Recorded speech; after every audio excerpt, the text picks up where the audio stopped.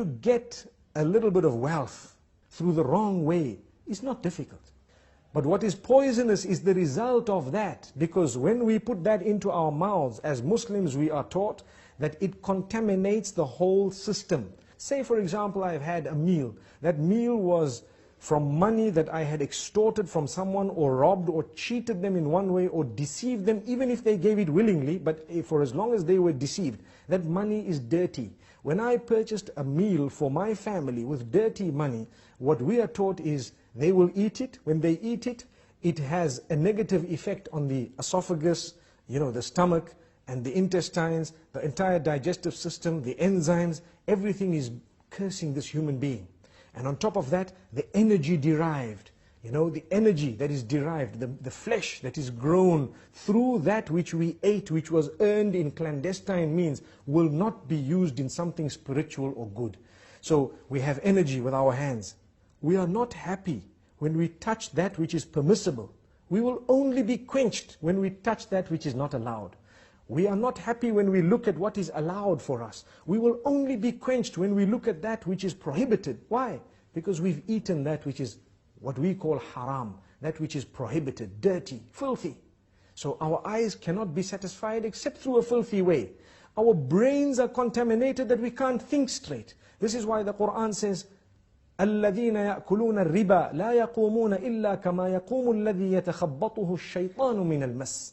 A person who consumes usury and interest, and as Muslims, we firmly believe that that is haram, it's prohibited, because interest makes the rich richer and the poor poorer. You've got money, you can lend it out, people who are poor will work for you forever and ever to give you more and more, and they have less and less. In a nutshell, when a person eats dirty wealth, they get up, or they can only stand in a condition of the one who is possessed by the devil. Which means they are not happy when they look at their own wives, but when they see other women, they are excited and happy. It quenches their eyes. They cannot be happy when they touch something which is legitimate, but when they touch that which is prohibited, they are happy. They are excited. When they think, they can only think awkward.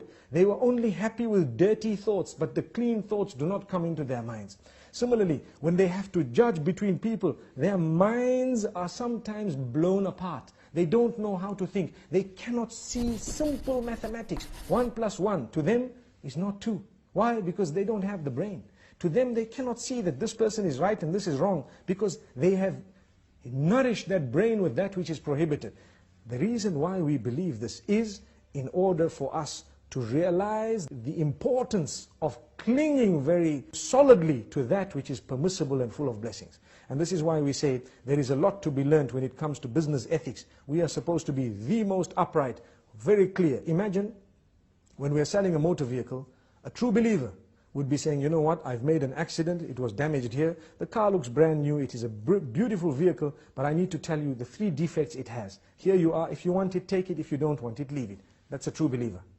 Whereas you have a person who might claim to believe, saying, no, nothing wrong, no accident, no nothing, beautiful car. It was better for that person to say, here's the vehicle, look at it nicely, if you like it, take it, if you don't, leave it. That's even a better statement than that. So we need to choose. And the result of it will be either we are blessed or we lose blessings. The choice is yours.